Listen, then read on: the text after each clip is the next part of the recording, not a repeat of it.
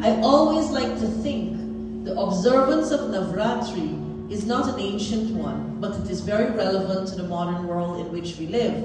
Why is that, you'll see? It is just coming to Mandir, chanting, praying, and being able to connect, or being able to feel energized and revived. But it's so much more than that. And I think it's a transformational period. And it gives you the opportunity to look deep within yourself and identify those areas of transformation that you need. The areas of transformation that you are sent to. And I say sent to because sometimes you might not have the insight that you do need to transform some areas within yourself. But those areas can be identified during this period because it's also a deeply analytical and introspective period where you need to look deep within yourself.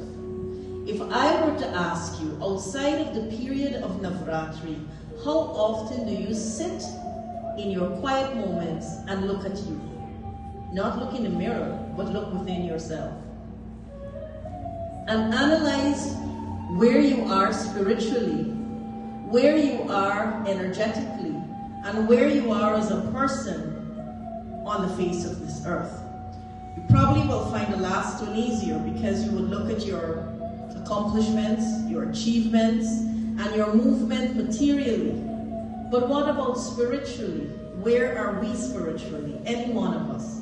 And I think that is what Navaratri reminds us, that we must always be cognizant of where we are spiritually. And if we look at tonight, we worship Lakshmi Ma. This is the final night of the worship of Lakshmi Ma before we move into the temple of Saraswati Ma. If we look at Mahalakshmi, the word Lakshmi is derived from the word Lakshya. What is Lakshya? Lakshya means goal or aim. Lakshya means goal or aim. And right away, without delving further, you're being told by Mahalakshmi, you must have a goal in life. You must have aims in life. In other words, you must not be passive human beings, just going through, not leaving a footprint, and not seeking to elevate yourself. So when you worship Mahalakshmi, you are saying to her, I understand that I must have a purposeful, meaningful life. There must be something I am moving towards. And then when we look at her a little more, we're going to go to the usual version. We are looking at her to grant us wealth, material wealth. But she's so much more than that. She reminds you, I am not only that Lakshmi that you want to have in your hearts and homes when you want material wealth. I am that Lakshmi who has so many forms. I'm Ashta Lakshmi, Veera Lakshmi, who tells you wealth is encouraged.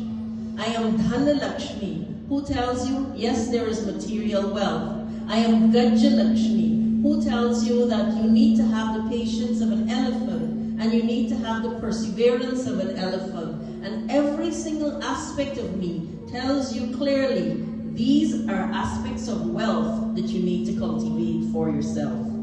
So when you worship Mahalakshmi and you look at her and why you worship her, she is so much more than just telling you about material wealth.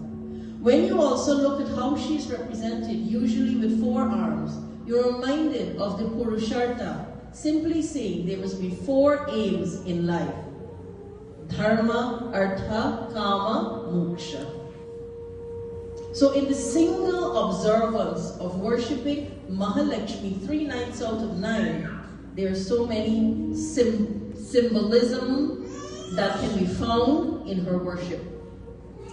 Dharma tells you clearly you must be on the path of righteousness. It also reminds you to achieve wealth, to achieve anything in life, there must be honest, ethical work towards it. One must not sit still and expect everything to be acquired. One has to invest energy towards whatever it is your aim is. She is Lakshmi. She is derived from Lakshya, having an aim. And when you think of Kama, desire, everyone has desires. But what are those desires? Are those desires good for us? Or are those desires going to lead us down a path that we will, instead of progressing, we regress? So one also needs to examine, what is it we really want? And if you look at the world today, it's a world of convenience and instant gratification.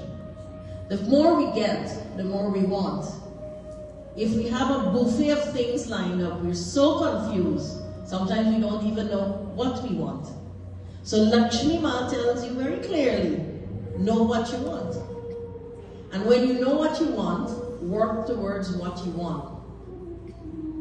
And moksha. Moksha is a very powerful word. Moksha speaks to us about liberation, salvation.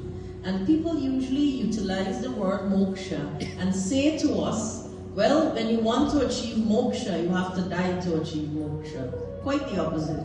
In fact, you can achieve moksha when you are alive. And to achieve moksha, when you are alive, you have to work on a very important part of yourself, and that is your consciousness. As a worshipper of Durga Ma, what kind of consciousness must you have? She tells you in the first 3 days of her worship,